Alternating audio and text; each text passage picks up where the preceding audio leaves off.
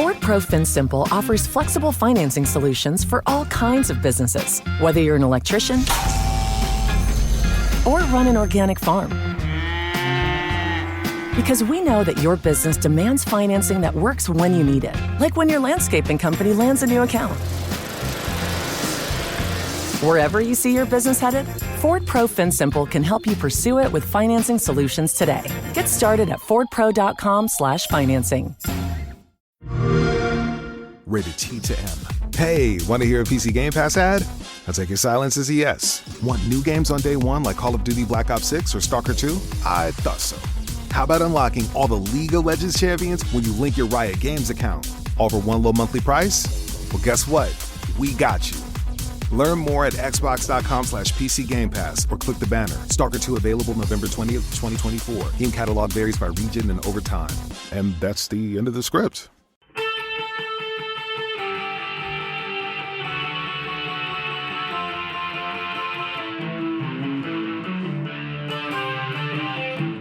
This is the Daily Blast from the New Republic, produced and presented by the DSR Network. I'm your host, Greg Sargent.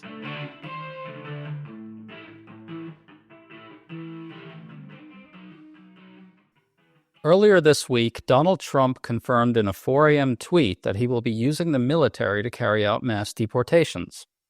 He also confirmed that he'll declare a national emergency to do so. All this prompted a sharp response from a Republican senator, Rand Paul of Kentucky. He denounced the idea as a huge mistake, and he said it would send a terrible image to the country and the world. But Rand Paul is a fringe figure in the GOP. Why is it left to someone on the fringe to denounce Trump's vile threats? Where are the rest of Republicans on this? And how far will Trump get? We're chatting about all this with Atlantic writer Tom Nichols, who's one of the best critics out there on the MAGAfication of the GOP and why it poses such a menace to the country. Great to have you back on, Tom. Thanks for having me, Greg. So, Tom, this week a conservative tweeted that Trump will, quote, declare a national emergency and will use military assets to deal with immigration through a mass deportation program. Trump responded at around 4 a.m., true. Tom, I think it's a little unclear what he means, but Stephen Miller, who's now going to have a high-level White House role, has said that military funds will be used to build giant camps to detain migrants before their mass removals.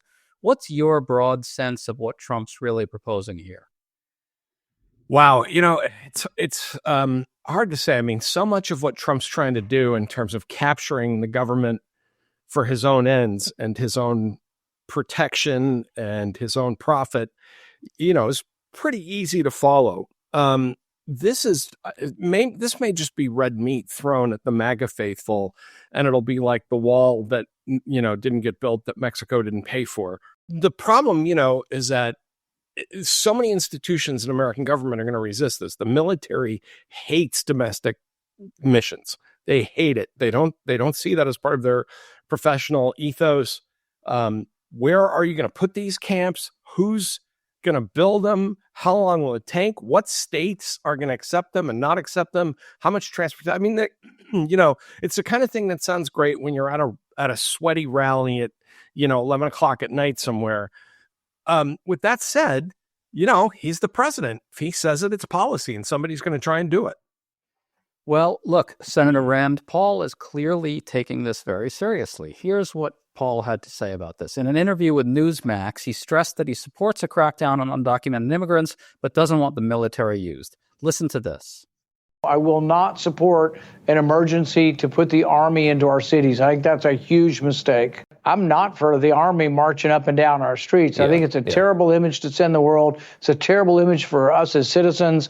And so I hope he will think twice about trying to use an emergency edict to have the Army patrolling our country. There is, to my mind, some question of the people, the housekeeper who's been here 30 years, and I don't see the military putting her in handcuffs and marching her down the street to an encampment. I don't really want to see that. Tom, that's quite a harsh takedown. I mean, what does it say that it required a figure like this in the GOP to say this? Are you hearing anything like this from other Republicans? The other Republicans seem to be headed off into the tall grass about this stuff because anybody with experience in government knows this is going to be tough to do. Rand Paul's an interesting case, right? Because for all that fringe kookery that he's associated with, he does have this kind of consistent anti-big government, anti, overarching executive power approach. So it's interesting to say, Rand Paul is actually defending this kind of conservative Republican tradition of saying, no, the president can't just declare an emergency and set up giant camps and unleash the military in the streets of the United States. I mean, man, I have had a lot of bad things to say about Rand Paul, but I'm sitting here kind of going, guy's right about this.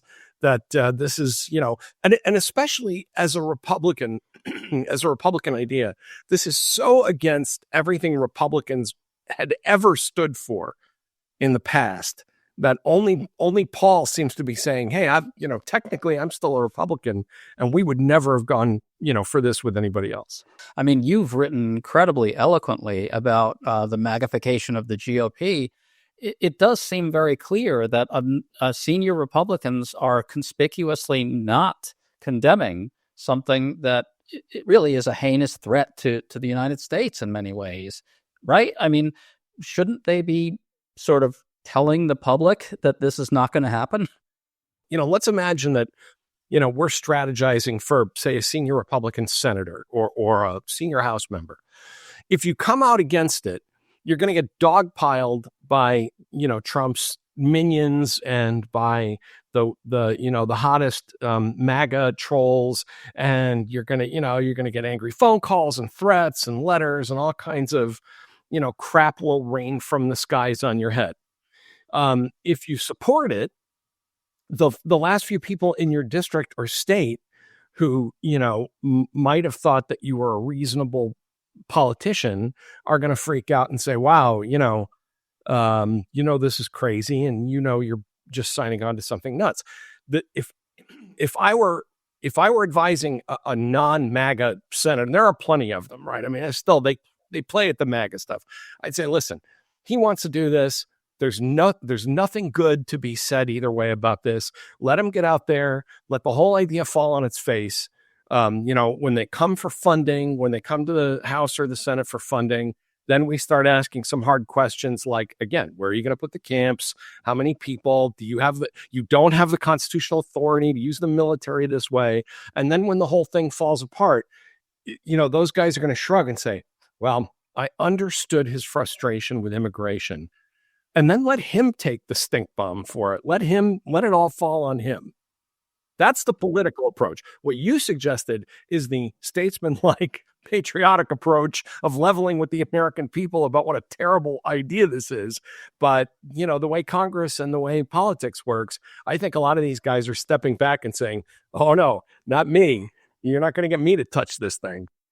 Well, to your point, it seems to me that Rand Paul does understand the larger implications of this. Number one, he gets what it means for the military to carry out the president's domestic agenda, the message that would send to the American people and to the world. He also gets what it'll mean to have the military forcibly removing longtime residents who have become part of communities here. You wrote a great cover story getting at some of this. It's going to strain the military to be asked to do it. Some in the military might feel as if they're being pushed to be loyal to Caesar and not to the Constitution and the country. Can you talk about that part of this? Sure. Traditionally, the United States, and I'll just, remind people that I spent 25 years teaching senior military officers at the Naval War College. The military as an institution hates domestic missions. They just don't like it. Their professional credo is that they defend us from foreign enemies. Of course, we all swear, federal employees, civilian and military, swear to defend the Constitution. But by and large, the military sees its role as protecting us against our enemies in away games, not pointing their guns at American citizens. The danger will come if Trump gets a handful of cronies at the top of the Defense Department under, God help us, Secretary of Defense Pete Hegseth, and maybe a handful of senior officers who, with more ambition than principle, who issue what they're going to tell the rest of the military are in fact legal unconstitutional orders. And they won't be, but that will have to get hashed out in court. And then the chain of command will kick in, and that you're going to have a lot of people at the lower level saying, well, until someone tells me this is an illegal order or this is unconstitutional, it's not up to me to make that decision. And so, yeah, you could have all kinds of, hair-raising things happen here. It's Greg, curse you for making me say nice things about Rand Paul, but in this one instance, there is an ideological consistency to a guy who has always said, this goes along with, eliminate the Fed and, reduce the size of the government and cut all these departments. If you truly are a small government libertarian type like Rand Paul, this idea of militarizing the country and putting soldiers into the streets to carry out presidential orders is among your worst nightmares. And it should be for any American. I do want to pick up on what you said about Pete Hegseth there. I mean, you can kind of almost see a reason for Trump to pick a totally unqualified Fox News personality to head the Defense Department if he's actually entertaining Fox News-ish fantasies like using the military to deport people. I mean, this is a guy who exists in that MAGA information universe, this place where anything can happen if Trump wills it, institutions don't matter, et cetera, et cetera. Can you talk about that? I mean, it sounds like you're suggesting a scenario which could actually bring some pretty serious strains to the military. I think that's why he's choosing all of these kind of, some of his appointments have been fine in the sense of what you'd expect from a, right-wing presidential administration. Okay. Nobody's whining about Marco Rubio or even Mike Waltz. But I think with these others, in his first term, there were people in all these places who said no to him. And he is not going to risk people this time saying no to him. When he was talking about, firing on protesters in the streets in the United States, he had people like Secretary of Defense Mark Esper and General Milley, the chairman of the Joint Chiefs, saying, you can't do that. We're not going to do that. That's a bad idea. He wants somebody like Hegseth who's going to say, hey, that's a great idea. I'll go on TV and talk about it.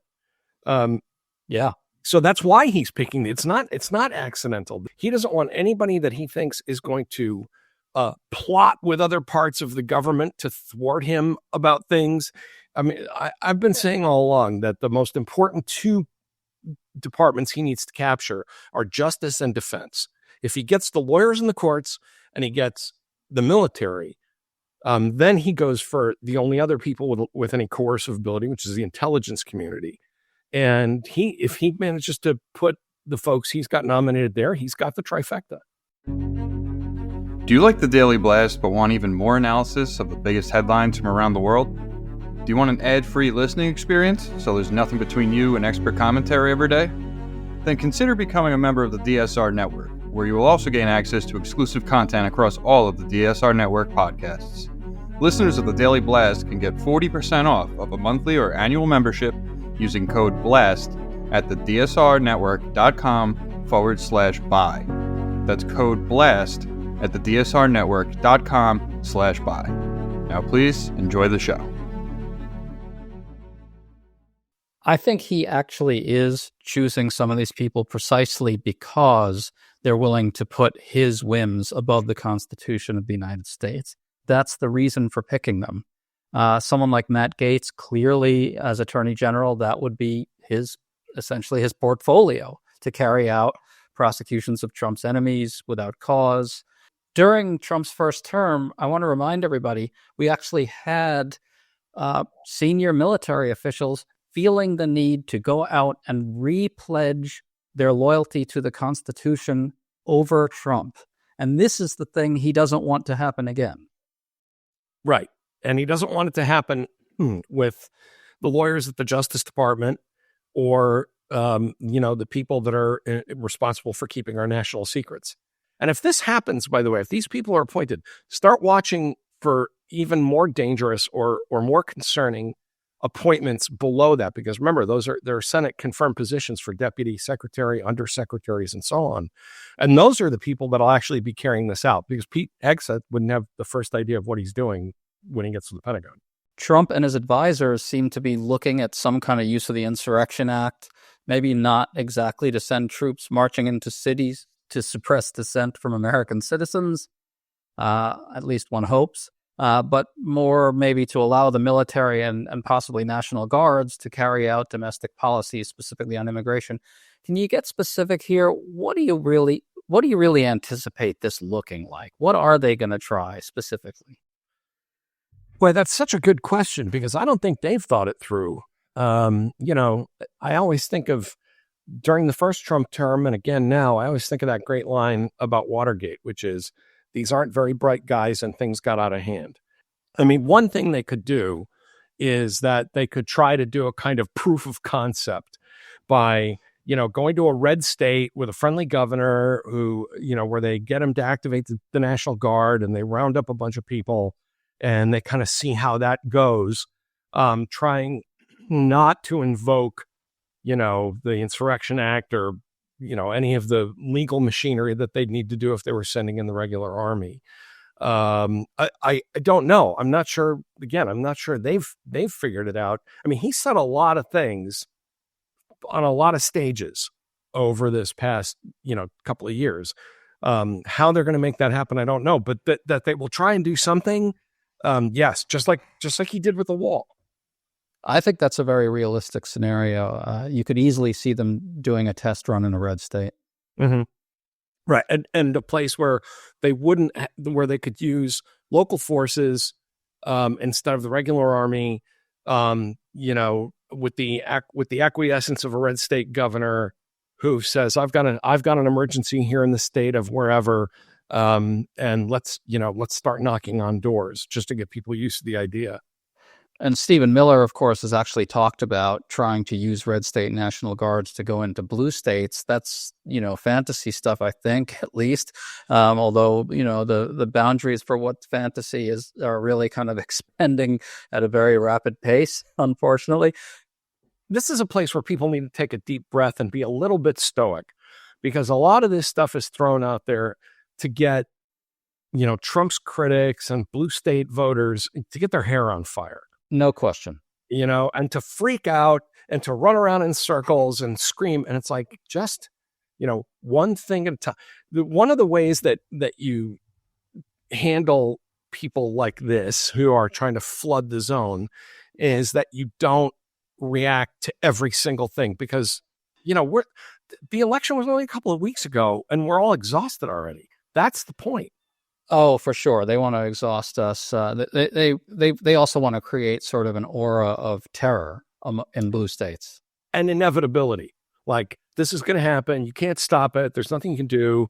You might as well just stay out of our way. And in fact, it's actually, they're the ones that are going to be setting up a lot of Hail Mary passes, having Matt Gaetz investigating people and a lot of stuff like that. I mean, they're trying to make it seem like this is a steamroller and you just can't do anything about it. But it doesn't help if people are running around, freaking out about stuff that really isn't going to happen, or things that are unlikely and difficult to get done. Let's put it that way. Yeah, I want to endorse this 100%. It really isn't clear how far he'll get either with the mass deportations or with the prosecutions of enemies. You could see intermediate scenarios sort of along the lines of what you suggested, with test runs in red states. And then, of course, footage will be leaked to Fox News to make the MAGA masses think that a big shock and awe campaign is underway. And, everybody should be really, really impressed by how Stephen Miller is acting with lightning speed and force and so forth. I mean, that's going to be, propaganda is going to be a big, big, big part of all this, I think. Look at how many times they screwed the pooch on the Muslim ban when they came into office. Yeah. Got it done in the end, though. They got it done in the end, but the net effect wasn't particularly noticeable, really, to a lot of Americans. It made life very difficult for some people from some countries. But this notion of we're just going to shut down, people coming into the United States till we know what the hell is going on, didn't happen. And they had to keep they kept sending it up and it kept getting sent back by the courts, and they'd send it up and they, until basically they came up with something that was bad, but face saving. And I think people need to, this is a time to measure out your mental energy about this stuff day by day, because otherwise otherwise you're going to walk right into the trap that's being set for you, which is to be overwhelmed, exhausted, and supine because you feel like that it's just all inevitable and nothing can be done. Absolutely right. I do want to close this out, though, with a somewhat less sanguine thought. We are going to see Republican senators tested in a major way. There are going to be times when they are going to have to decide whose side they're on, the Constitution and the country or the cult of Donald Trump. What do you anticipate happening there? I think many of them will fail that test. They may, they may finally link arms on at least Gates, which I think isn't going to happen. I think Gates is not going to become Attorney General, but I could be wrong. I suspect Gabbard isn't going to make it. Interesting that the right-wing New York Post today said not these two. But I think the problem, and this is why in a recent piece I argued the Senate leadership should go to Trump right now and say, listen, there's 4 of them on block that are not going to make it. So let's just get past that right now and get working on other nominees. Trump wants to fight them out one by one with a giant, crap storm with each nominee. And that means that after Gates, he may get what he wants. I think one thing that won't I shouldn't say this because I hate to speak it into existence, but it does seem like the senators are digging in about recess appointments, because what Trump was asking them is take a walk. Just take a walk. And, like senators I worked in the Senate, the only place where you get egos to match the White House is down the street in the Senate. Telling a bunch of senators, take a walk and ignore what I'm about to do does not go over well with a lot of these guys, even the ones that love trying. It'll work with Tommy Tuberville, guys like that who don't take their job seriously. But most of these senators are not just going to say, oh, okay, your lordship. But, on the other hand, I've learned never to say never when it comes to the Republicans now. Well, I fear that you're going to prove right in suggesting that they're going to fail a bunch of really big tests, maybe not all of them, but a bunch of them that really count. Tom Nichols, thanks so much for coming on with us, man. It's great to talk to you as always. Thanks, Greg. You've been listening to The Daily Blast with me, your host, Greg Sargent. The Daily Blast is a New Republic podcast and is produced by Riley Fessler and the DSR Network.